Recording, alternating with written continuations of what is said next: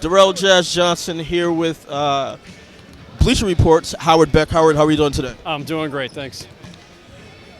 This is like a holiday for us, the first day of the NBA season. What are your thoughts on the 2014-2015 New York Knicks? Well, I think this is a transition year for them. I've said this several times that, you bring in a new team president, Phil Jackson, and a new coach, Derek Fisher, a new offensive system, and several new players, really. It's still the same core group, but they've made a lot of changes, and the biggest changes, I think, are just more philosophically. Who's running the organization? What direction this is going to go? And Derek Fisher, as a rookie coach, implementing a system, trying to find his sea legs as a coach. All of this is going to take time. So I think, Knick fans should probably keep their expectations fairly moderate, at least in the short term. I think it could be a struggle, especially early on as they're adapting to this new system. We've seen J.R. Smith in the preseason clearly struggle. And it's a transition year. They clearly are looking forward to all that cap room next summer. They still need that second star to put next to Carmelo Anthony. As long as it's just Carmelo and a lot of good but not great players, it's going to be a struggle for them. And so I don't know this is a playoff team right now.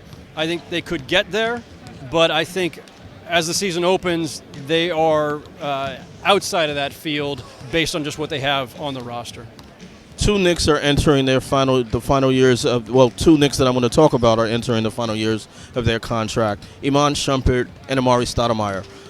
What type of season? It seems like we've been waiting for that breakout season from Iman, and it seems like we've been waiting for Amari to be healthy. What can we expect from him this season? Well, Amari, given where he was a couple of years ago, I think has made tremendous strides, kind of adapting to this stage of his career where he's not going to be able to play the minutes he used to. He's not going to be able to have the same level of activity and play every back-to-back or play 4 games in 5 nights. There are limitations on him. But within those limits, Amari has proven he can still be very, very effective, at least as an offensive player. Defense has always been a little bit of a question mark and will remain so. But Amari has shown himself to be, I think, an asset with still obviously on the pick and roll and with his low post scoring. He's worked very hard, obviously, on that aspect of his game. So he can still be very important to this team in that regard. It's unfortunate we'll never get to see the Amari Stoudemire that the Knicks acquired back in 2010 again. But that's what happens. Knee injuries, they catch up to you after a while. He's been through a lot. But all credit to Amari Stoudemire. The guy has worked as hard as anyone, and he's a very proud guy. He has tried to get every ounce, every ounce of productivity out of his body that he can, given everything that he's gone through. And Iman Shumpert, this is the last year of his rookie contract. We've seen potential from him since his rookie season. Is this that breakthrough year for Iman? I think this will be a breakthrough year for Iman Shumpert. I think he now is working with a coaching staff and an organization that's going to, I think, define what he should be much better than maybe the last administration did. I think that the potential we've seen from him has been hindered by a number of things, a little bit of dysfunction within the team.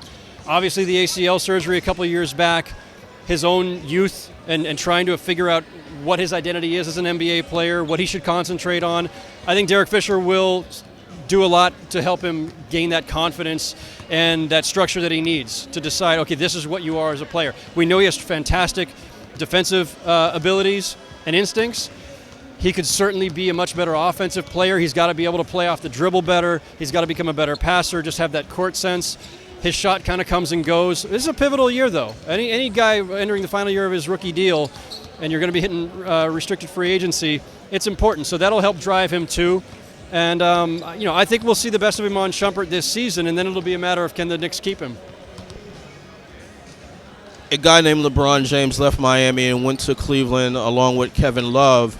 But there are people who think that the Knicks are playing tonight, the Chicago Bulls, are as good, maybe even better. What are your thoughts on who will come out of the East? I picked Chicago from the get-go. I think the Chicago Bulls are the best team in the Eastern Conference, and I give them the edge over Cleveland for a number of reasons. I mean, it's LeBron, Love, Kyrie Irving. It's hard to compete with that kind of star power, but chemistry matters. The Chicago Bulls are a team that has been together for several years. This core group has been together. They've got the continuity. That's a huge advantage. It's important in the NBA. People underrate, talent matters, but having the familiarity with guys, having that chemistry and that trust that's built over years is hugely important. The Bulls have much better depth by far than the Cavaliers do. And they've got one of the best defenses in the NBA over the last several years running. You know what you're going to get from this team every night defensively. The Cavaliers have no defensive reputation whatsoever, and Kyrie Irving and Kevin Love have never been known as defenders, and neither of them have ever been in the playoffs besides. So, LeBron James is the ultimate equalizer. He will make everybody there better, but it's going to take the Cavaliers time to maximize that big three. And these guys, the Bulls, are already there, and I'm not worried about Derrick Rose's health anymore. I know that people are going to keep throwing that asterisk up there. The guy looks like he's back to me. And they also added Pau Gasol. They brought over Nikola Mirotic. They've got some really great depth here. I think the Bulls are the favorite in the East.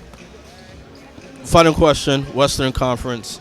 I can probably put 5, 6, 7 teams in a hat, and you pick one out and say this is going to be the winner, but who do you think will survive the East and make it to the NBA Finals? I mean, this is the time of year where we all get pinned down on all right, pick somebody. So if I have to pick somebody, I'm going with the Oklahoma City Thunder. I picked them before Durant went down. I'm going to stick with it. He'll be back. They'll be fine. They may, the record may suffer, but they'll be there when it comes to the playoffs. San Antonio could be right back there, and I wouldn't rule them out. But getting to the finals 3 straight years is difficult. It takes a toll. Every run takes its toll. Popovich has been masterful in managing minutes and games and everything else, but it may catch up to them. And if it catches up to them, I think the Thunder are the team that's best positioned to overtake the Spurs. The Clippers should be in the conversation.